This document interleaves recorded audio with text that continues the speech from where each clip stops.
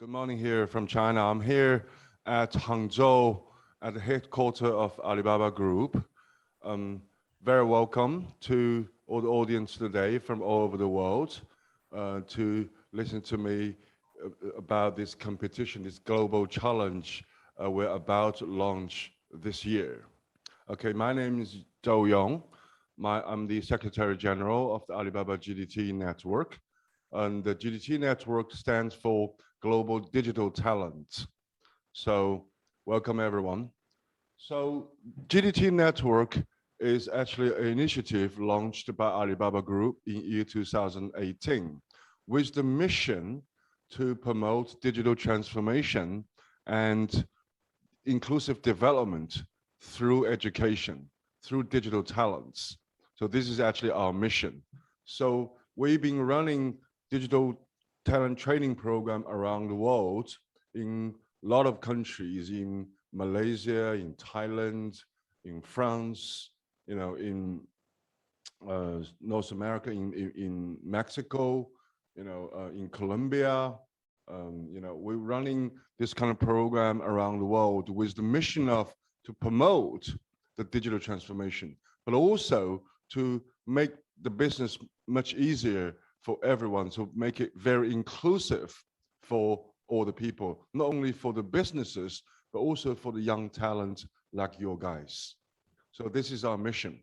So we've been, in the last 4 or 5 years, we've been really doing that around the world, and we've been seeing a lot of very successful cases of our young digital talents really working very hard to help their own society, to help their countries to go through the digital transformation.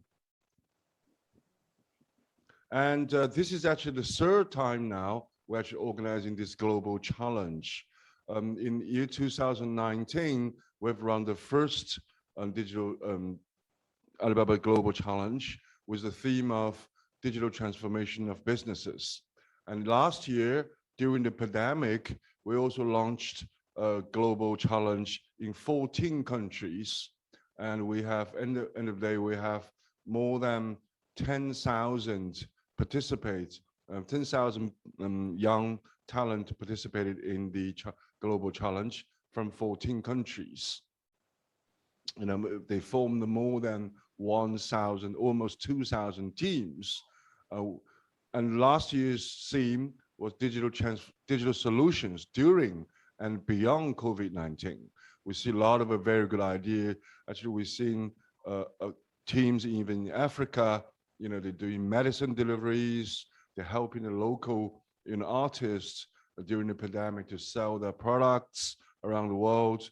And we see people in Malaysia really helping the local farmers to also sell their products during the COVID, to all over the cities in Malaysia. So we see a lot of very innovative, ideas and from the young entrepreneurs. So this year, in particular, our theme is called Co-Create Borderless Brand. So it might sound very strange to you. What do you mean by co-create, and what do you mean by borderless brand, right? So let me spend a few minutes to explain why this year the theme is like this. First of all, I really would like to talk about a little bit about digital transformation.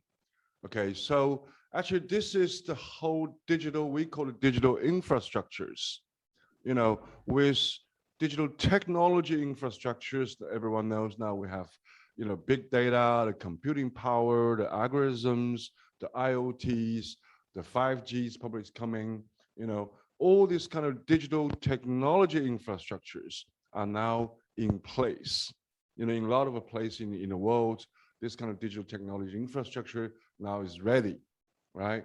And also with all these physical infrastructures like highways, railways, airports, and ports, all this internet is also being established. But not only of these two infrastructures, but also there's another thing very importantly, it's called digital business infrastructures, like e-commerce platforms. Everyone that we know marketplaces, Amazon, Alibaba, Alibaba.com, AliExpress, Taobao here in China, or eBay, all these kind of Jumia in Africa, all these kind of e-commerce marketplaces also now are in place.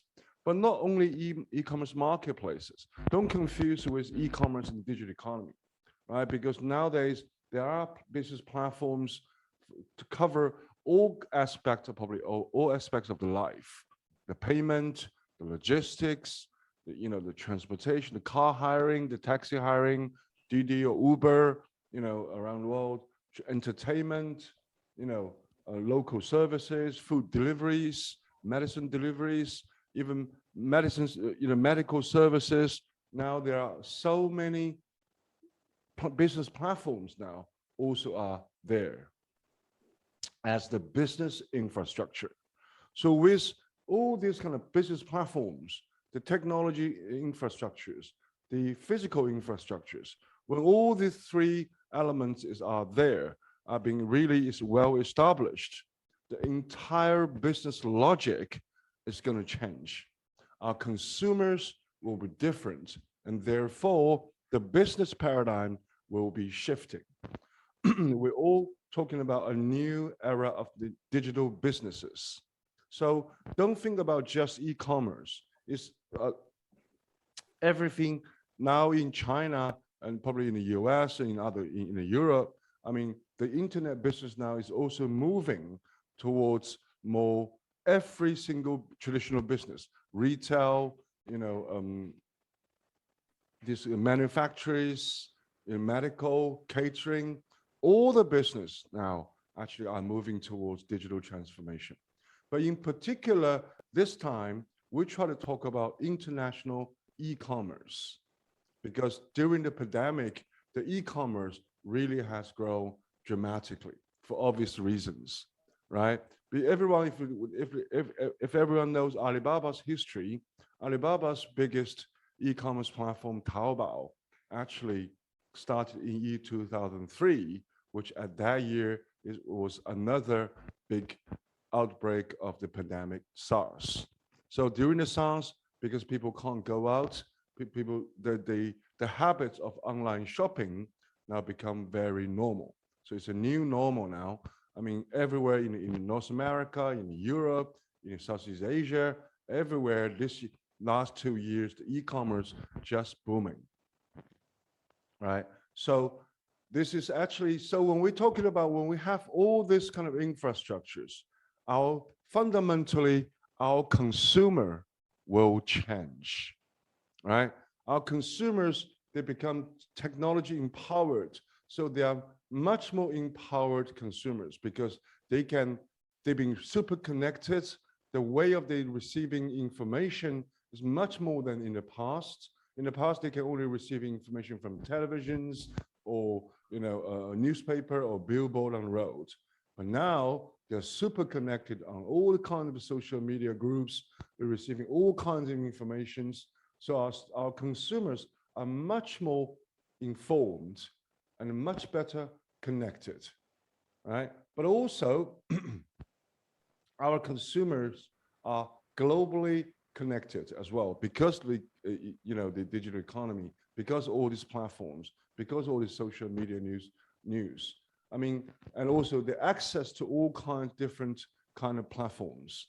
So our consumers now can shop globally. They can go onto Amazon, they can go onto eBay, they can go to AliExpress, to shop different product from different part of the world. So the access is much better than in the past. And our consumers now, especially people like your guys, the young digital native consumers, very soon, we call it Generation Z or Generation Y, they literally become the major consumption power.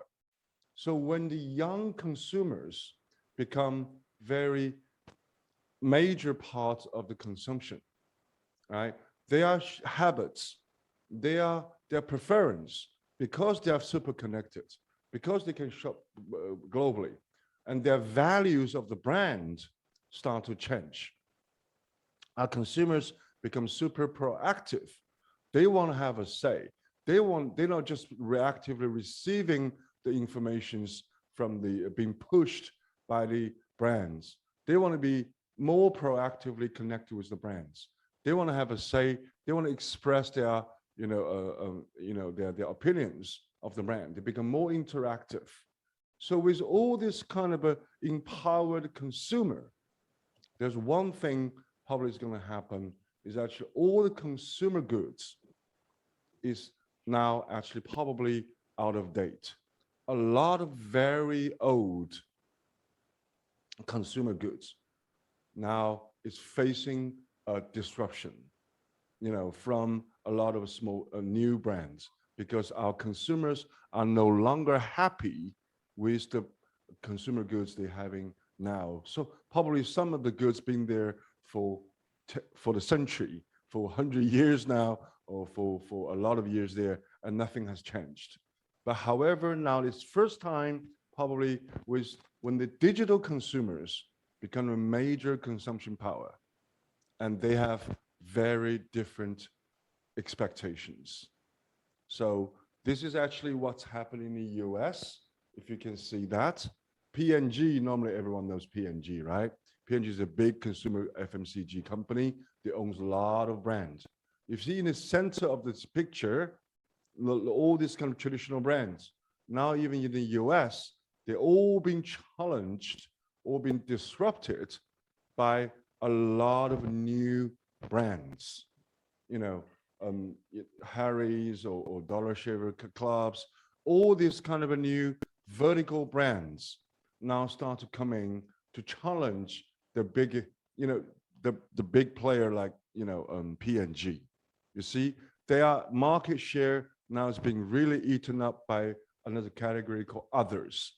All these small brands coming out, right, to challenge the traditional, all these kind of traditional brands, even they are under P&G. Because in the past, P&G, this kind of company have very strong R&D capability. They also have very strong, distribution powers, the distribution channels, so they can establish the distribution channels, all over the world. So that's the big boys game. But with digital economy nowadays, this is actually, you can tell in the US now all this new small brand started coming up and started taking over the market share, because all these big brands are become too old and they don't want to change because they used to dominate the whole market.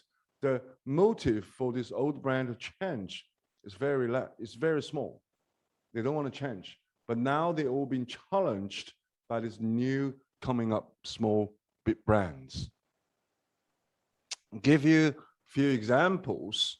This is all happening in the US. Okay, in the supplement industry, you see this is a traditional, on the right hand, you can see this is actually the traditional supplements, which are huge, big boxes and big medicines, big pills. And I mean, I used to always describe that's not actually for human, that's probably for elephants, but this is actually for ages, they're not changed.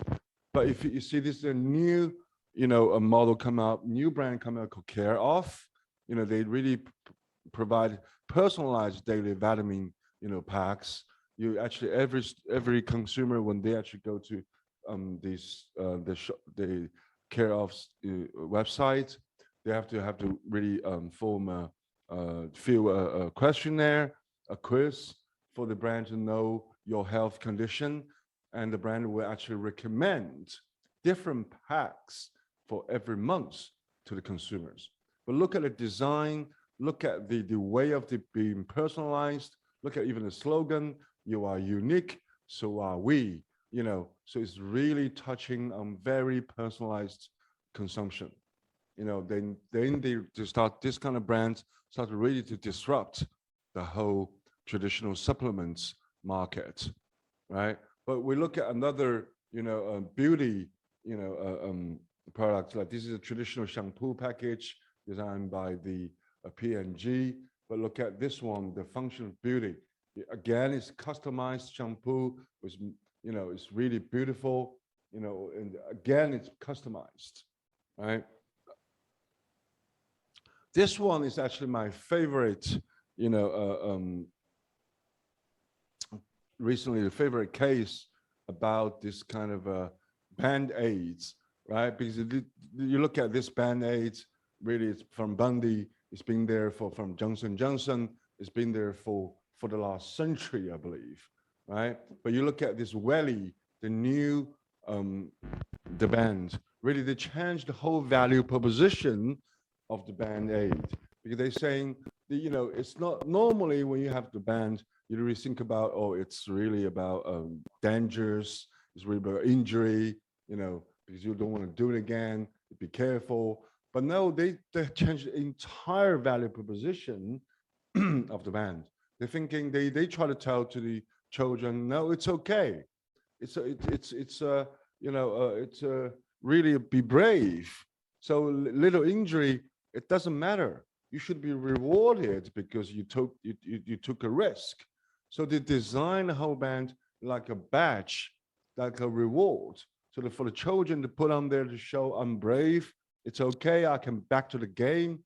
So they change the entire, value proposition of the band, and they become very successful. 2 years after their establishment, they've been acquired by the Unilever.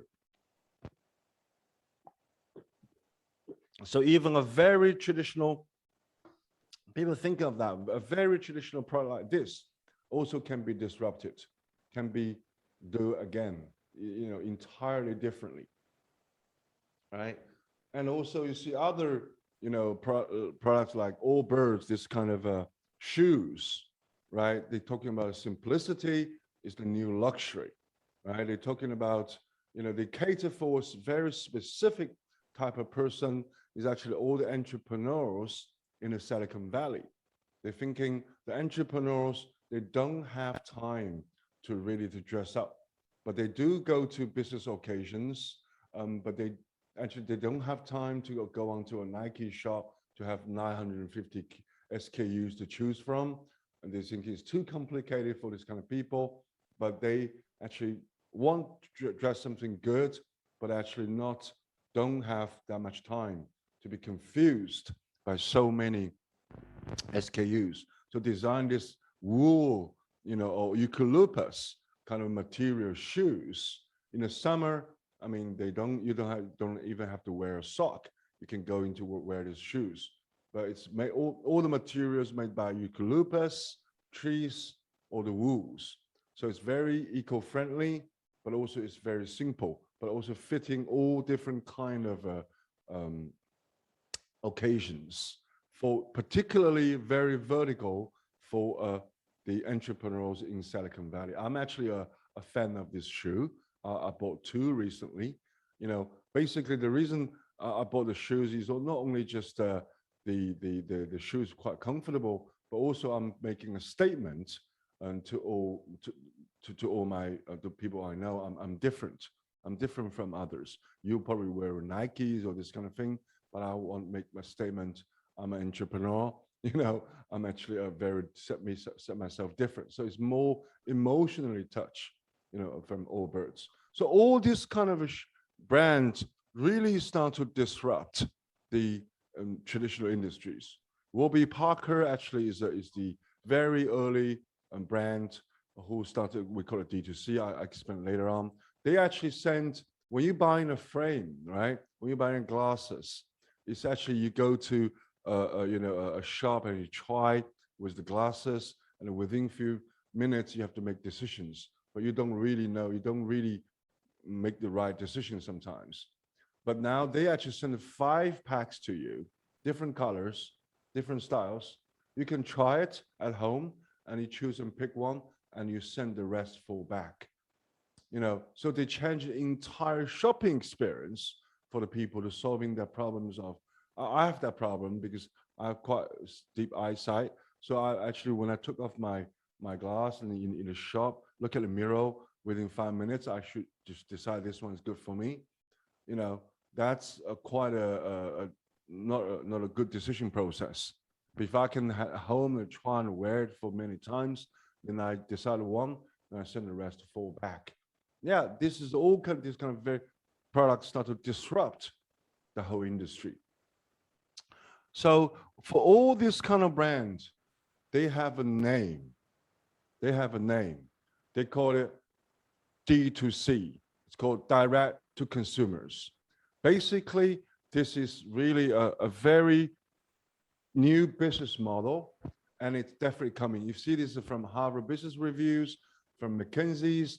These all reports about D2C. And we firmly believe with the digital infrastructures, with the ecosystem the digital economy has really established, this is going to be the trends about, we call it direct to consumers, right? So what does it really mean, direct to consumers? It's basically the brands will go sell to the consumers directly and be connecting with the consumers directly.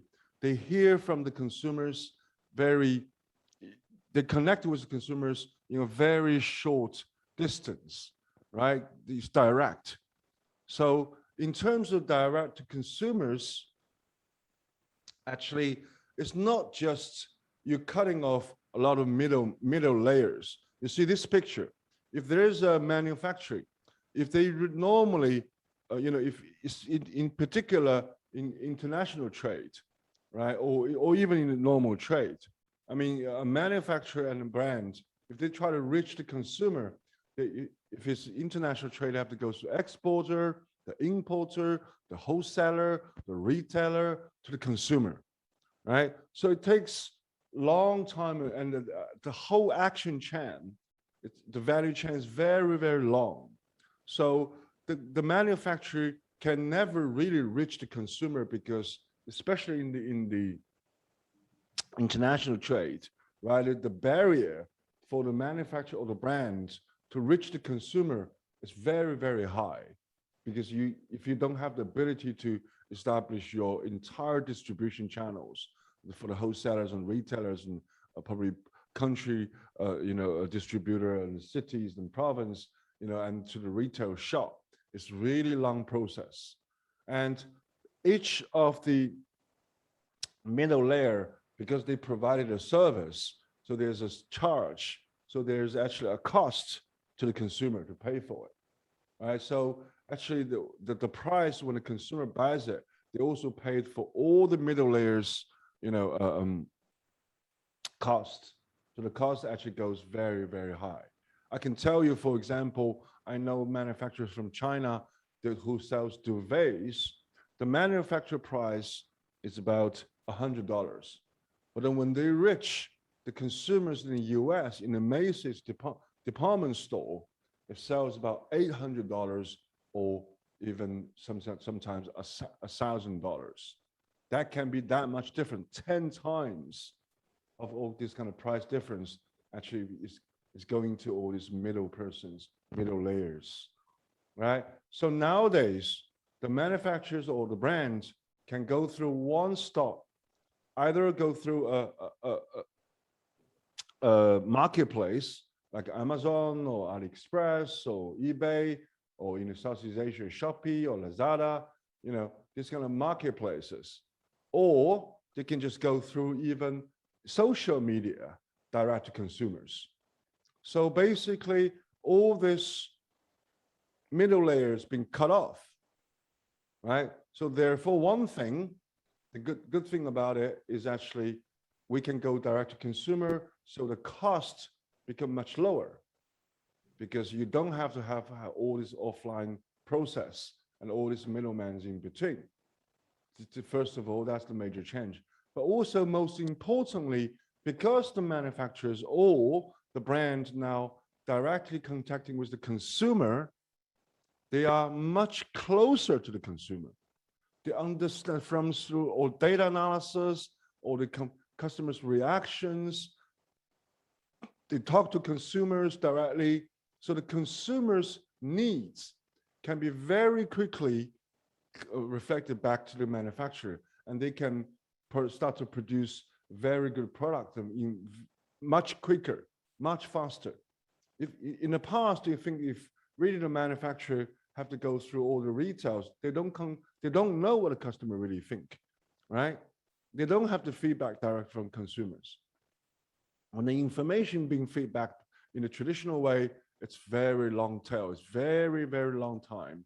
And probably the reaction that they can really do with the consumers is very, very slow. But with the direct to consumer brands, they listen to consumer directly, they get all the data, they know all the reaction from the consumer, they can change the product very quickly and very fast.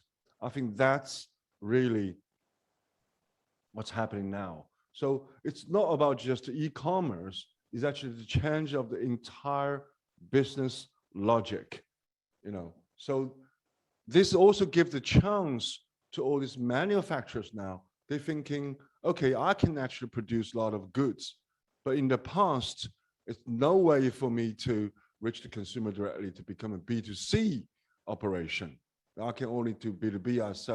I supply my goods to the exporter or to the wholesale, then they dealing with the consumers. But now with the digital infrastructures, now it's possible for the manufacturers to go directly to the consumer. Their profit margin can go much higher, and they can directly dealing with the consumers. Their capability actually also grows. So this actually become the more the manufacturers started thinking, hey, there's a possibility, right? So all these D2C brands really now. So D2C brand definitely we believe here. We've seen that in China now. We see it in the US. We see it in the Europe. I mean, it's the future of e-commerce. Even the future of the consumption goods. It's called direct to consumer. It's much more competitive business model because the manufacturers can react to consumers much faster and much quicker. So this is really the D2C brands we're talking about. But however, there is challenge for the manufacturers to transform, right? The manufacturers or these brands, they get used to dealing with businesses. They're not actually get used to dealing with consumers, right? So they are definitely looking for teams. They're looking for young people. They're looking for digital disruptors to get into this game to help them to go through this digital transformation, right? So they're hoping there really will be digital teams, young teams. Normally, these kind of manufacturers are quite traditional, or probably they are quite old. But then they're looking for teams who can help them to go through the digital transformation. They can go directly connecting with the consumers. They can do data analysis. They can be more consumer-centric. They can understand the consumer more. They can also, all these kind of teams, these kind of young teams can also leverage in all the business ecosystems it's available, and they're looking for this kind of teams to help them to go through the digital transformation. Therefore, I believe with this kind of a big trends of go D2C, and with the shortage of the talent, that will be a huge opportunity for the young digital entrepreneurs like your guys. Talking about a digital infrastructure or digital ecosystems, this is actually a picture. If you try to get into, e-commerce now, or cross-border e-commerce now, this is really, I really try to say to you, one man, one guy now can leverage all this kind of digital ecosystem and can run an international trade business on one-man basis. I literally really have a partner. He lived in Vietnam at the moment, but he drop shipping all the things from China through e-commerce platforms on his own, and his annual revenue is about $20 million as one-man team. Well, how can he do that? Because he's leveraging all these ecosystems, all these service partners around the world, right? If you really try to analyze in data, there's actually all these kind of tools, for for the US market, for all different markets, for China, in the US, you call it Jungle Scouts, all this kind of a data analysis tool to give you, you can go on to analyze all these good sales on Amazon, how many visits, how many, how many reviews. You can even get all these bad reviews, the negative reviews from the consumers to understand all these unmet needs from the consumer, right? Then you can think about how can you really innovate this, how can you innovate all these kind of products, right? If you really wanted to set up your own website in the US now, or in China now, or in other places, actually, there's a trend. People will move away from, this kind of platforms like Amazon or this. People would like to shopping on their brand's official website. So there are a lot of, software SaaS services to help you set up your own website.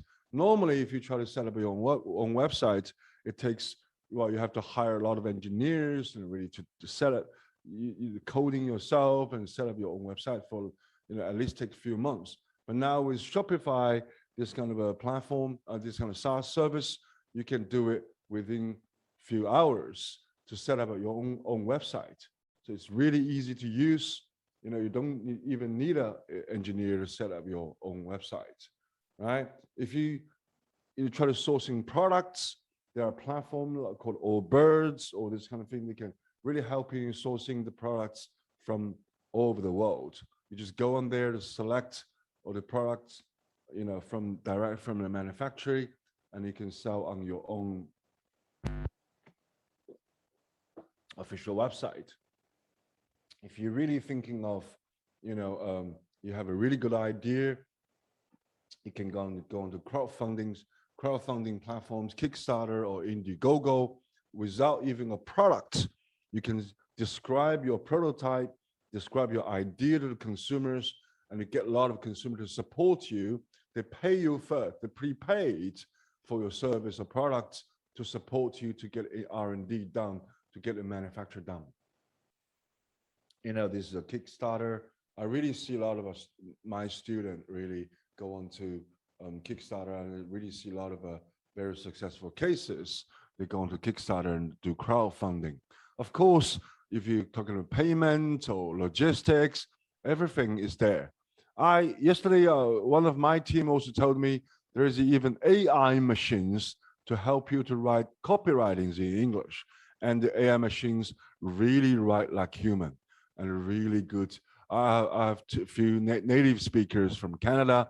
They're saying the AI's English is actually even better than themselves.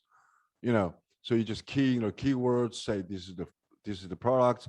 I want a tone be more serious, and the AI just come out with a really good article about all these products, AI machines.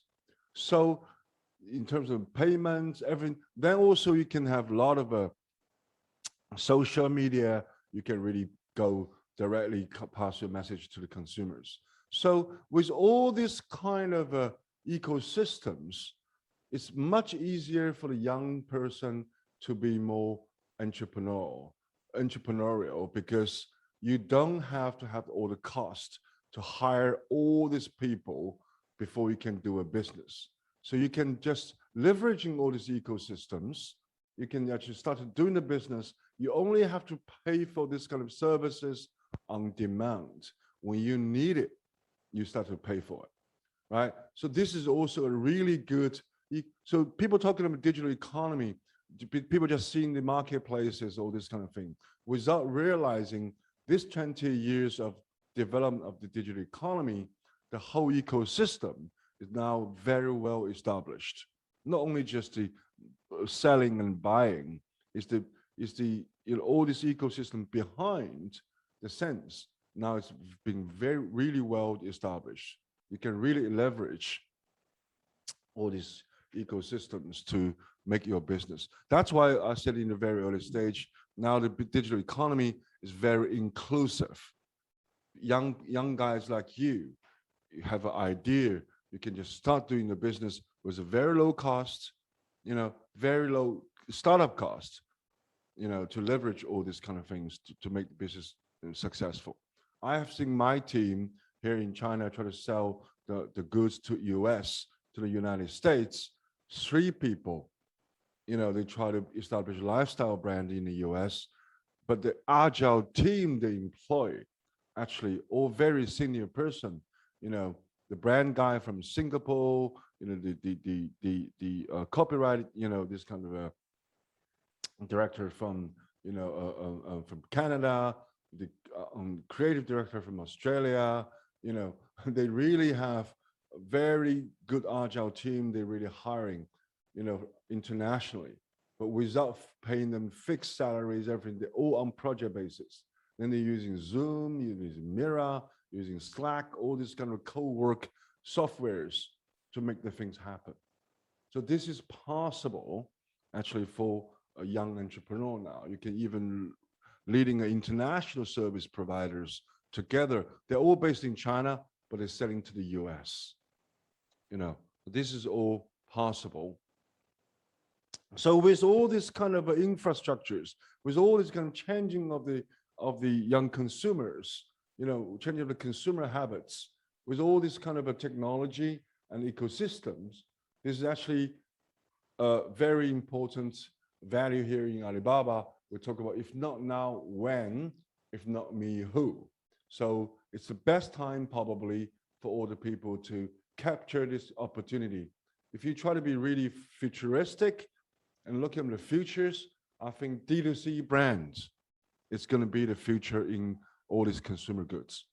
So probably now is also the best time, and you are probably the best guy who fit in or in this category, or actually you are the guy actually looking for the future. So that's the purpose why this year we try to establish this competition, try to train or try to introduce this kind of business model to all the young entrepreneurs, right? Yeah, so this is actually the challenge theme this year, to co-create. We hopefully young digital teams can team with manufacturers, team with this brand, traditional brands, to create a new brand, create a new D2C brand, or even we hope it's also an international brand. So probably you can help Chinese manufacturers to sell goods to your country. You can probably help your country's manufacturers sell to China, sell to US, sell to Europe. So we believe the brand is supposed to be borderless because of digital economy. And we hopefully all this young team can really co-create the brand together with the manufacturer or the traditional brands. That will be the theme for this year's challenge. This is really, so we have 4 months. We're going to run this competition for 4 months. It's going to be quite a lengthy process because you have to really go through the market research to establish a brand, right? So we really hope, our teams will, in this 4 months, will co-create the brands with industry leaders or very well-known domestic brand from your own country, or OEM factory or ODM factories for big international brands. This is probably in China, we have a lot of OEM factories, who have very strong manufacturing capability, but they used to be just OEM, they're the suppliers of all these international brands. Therefore, they have very strong, if they can meet all these kind of international standards, then they are very strong, manufacturing capability, but they are not actually a brand themselves. So if we can, for different countries, if the local organizer have a lot of local OEM factory or local factory or domestic brands who are thinking it's a specialty of the country, who wants to help them to sell internationally or even domestically, right? So we hope really you can co-create with this kind of manufacturers or this kind of brands, right? So the timeline, so we're talking about 4 months and four milestones. this is actually the timeline. From this nowadays to September is the preliminary stage of the competition. You know, what you have to do during now and to September is that you first of all register with us as a participant, but also probably your deliverable during this year, during this month, is actually to do more market research and consumer research and identify a brand opportunity, but then also form a team. We need a team, okay? So in October, there will be regional finals for different countries. So at this stage, your deliverable will be having to establish your brand strategy for the brand, and you have a lot of come up with ideas of product innovation proposals, because you're thinking a lot of a traditional product can be really changed. Their functions can be very different. Before I came to this meeting, I was talking to one of my team, talking about they try to disrupt the pet industry. You know, they try to use their product to really are automatic food feeding, machines to pet, because they're thinking pet is eating too much. They try to using automatic, machines, to try to control how to feed the pet. I mean, a lot of different ideas, different, product innovation ideas will come out from the research. Then you really come out with marketing strategies and a social media, and help the brand build a social media community. That's the deliverable for the regional. Then come to November and December, there will be global semi-final and global finals. Then the deliverables will be, you will have a pitch deck, you come to the stage and you pitch your idea, then you, as a business. And also you also hopefully by then you have a lot of sales and marketing data. You already pushed the market, the product to the market. You have some tractions. You have some, real data, right? Then actually come to the middle of December this year. Unlikely. Normally we held this kind of a global final offline. We invite all the participants to China, to Alibaba. But I think very unlikely this year we can do that because of the pandemic. Probably we can do online pitching, actually by the end of the at the middle of December. That's the timeline, and also the milestones. But actually, why do you want really to participate in this kind of challenge? People thinking, D2C, I never heard about it. Why do I want to really get involved in this? Spend 4 months of my time, very hardworking. I think first of all is that get your foot in the door for a future opportunity. As I said, it's happening here in China. It's happening in the US. I believe this is the very next stage of the entire e-commerce industry and the consumer industry. It's about D2C brands. I'll also probably even go further, manufacture direct to consumers. This is the trends. This is the future. So by participating in this challenge, you probably just get yourself to experience our future trends.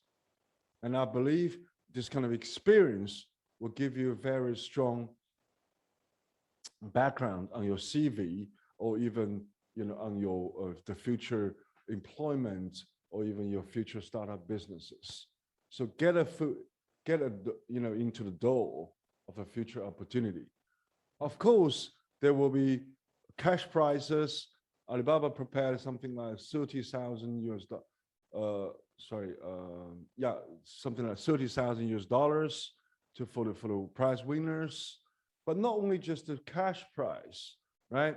You're getting, by participating in this, you get a real business practice. You really get through how to establish D2C brands, and you will receive trainings from us. You will receive trainings from Alibaba to introduce to you how to establish a D2C brand, right? Also, you might have opportunities to work with a business. So in China, we actually line up 30 very big manufacturers who want to establish brands internationally. So they're looking for partners. So if your proposal is really good, you might receiving a business collaboration, opportunity from the manufacturers, right? You can become their brand owner in your own country. You can talk about joint ventures. They might invest in you, all these kind of business collaboration, opportunities. But also you might be getting an employment opportunity throughout this, because then if you if you have this kind of experience, you're going to go into any e-commerce company, you go into any brand, you say, yeah, I know how to do D2C. I guarantee you, write this experience on your CV. It's really going to make your CV very, very attractive in this industry, right? You go into any big brand who wants to go to e-commerce, or who wants to do cross-border, who wants to establish the brand.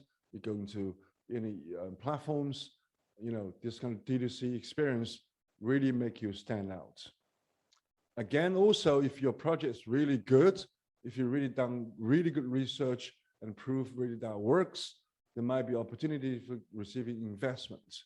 At the global final, we're definitely inviting a lot of investors coming, to evaluate a project. They might be really investing on your projects.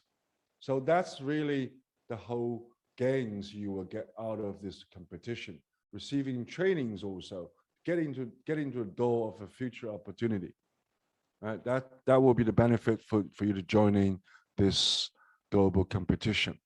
Yeah, we will actually give you all these instructions, give you a template, give you online videos, or even sometimes live streaming to train, to training you how to do a D2C brand. That will be actually our service to you. Yeah, so any tips for you to really, how do we evaluate? How do we see this is going to be a winning team?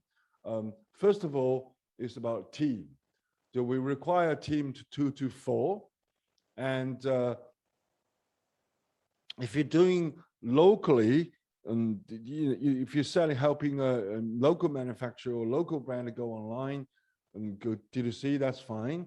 But if you're doing international, cross-border, then you need in your team, it has to be one native person from the country you're trying to targeting. So if you try to sell to America, you better have a local, American team member.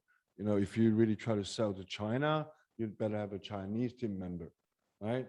So team members really need to experience with market research, consumer research, social media. All the social media will be a big, big plus. All this kind of thing. But it doesn't matter if you are not from that area, but you can always learn. For the young people, I think this is really easy to learn this kind of skills and mindset and practice yourself. So basically, it's the team. It's called minimal viable team. Okay, it's about 2 to 4 person. Also, one thing very, very important, what we're looking at is your insights into the target audience, right? You have to really find, for the very basic digital economy or very basic D2C brands, because you're direct to consumer, really, really important is that you have insights of the target audience. You really understand the target audience. As we always said, you have to talk to your audience as a friend on a daily basis. That's your future marketing really going to be. So you really need to find a really good target audience and really understand them. Not understand their man and woman and age, but also their life stages, their emotional, needs, their consumption journeys, their shopping journeys, their mind maps. We want to know everything about the consumer as a friend. That's very, very important in a D2C brand, because then you have to communicate with your target audience on the social media and on a daily basis. You have to talk to them as a friend. That's how much you really need to understand the consumer. So this is a very, very important thing when we actually try to evaluate a team. Do you understand your target audience, right? And also, if you do really understand the target audience, then what is your actually product innovation ideas? How do you really innovate your products? What is the new ideas you can tell the manufacturers, hey, this is something you need to change. For example, this is a D2C brand in the US called Alter. You know, they really innovated the whole outdoor, furniture, for the US people. So you see that first picture, they can carry out when it's raining or something. It's very easy to wrap up and carry back to the home. So this kind of even little innovations that really, really works. You see, this brand is selling from China to the US for $6,000. It's very expensive, but they really create a very good brand in the US by the Chinese people, by the Chinese students who studied in the US, right? I mean, yeah, I'll talk about this kind of understanding the consumer. I mean, this is also one of my team. They really try to sell duvets to the US working moms, the moms who are really frustrated, have children, have work, they're really stressed out, they really want to do self-care, so duvet becomes a very important companion when they actually go to bed or when they get up in the morning. So they are no longer just something to cover in the evening when you sleep. It's actually become something they feel comfortable, they feel hugged, So this is all disruptions. People really go into different industries, different categories. But only thing they do is actually they have to understand the consumers. So that's also the showcase your ability to innovate. You tell the manufacturers, hey, I find a new needs. Can you just innovate your products, right? And also we try to see the showcase for you to content marketing. If you see these two different pictures, but it's one of the manufacturer's social media content. Oh, it's Christmas. It looks nice. I believe this picture takes a lot of work to do. Looks very beautiful, but means nothing. But you look at another one, a very a famous D2C brand called Yati. This is what they do, show on the social media. Because they understand the scenarios of how the consumer is using it, and it knows who is their target audience, and they know how do they feel when they're using this bottle. So this is what they actually post on their social media, platforms. And of course, Yati is a very, very successful D2C brand. So this is the difference. So if you try to create better content, you have to understand the consumer much, much better. Okay, so we're looking at how you can showcase your strengths in content marketing. Yeah, so all these kind of things are really the criteria we're looking at.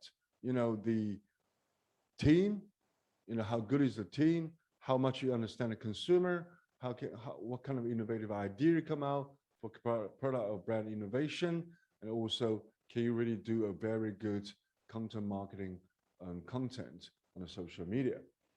Then so this is actually, so go visit our Facebook page. We've been setting up a Facebook page. There we're making a lot of announcement over there. So please, if you try to participate in this event, follow our Facebook page. We're going to make all the major announcement there. Yeah, that will be my introduction of our global challenge this year. So by all means, please join us globally, and we all together we try to work into a new, the future of the digital economy, future of new e-commerce, and the future of the consumer goods. I really hope I will see you all the way through from now on to December for you to pass all these milestones, and I will be the person in charge of this kind of training, this kind of a communication with all the people, all my teams here in China and locally, in different countries are ready to help you to go through this very meaningful and interesting challenge. Thank you very much.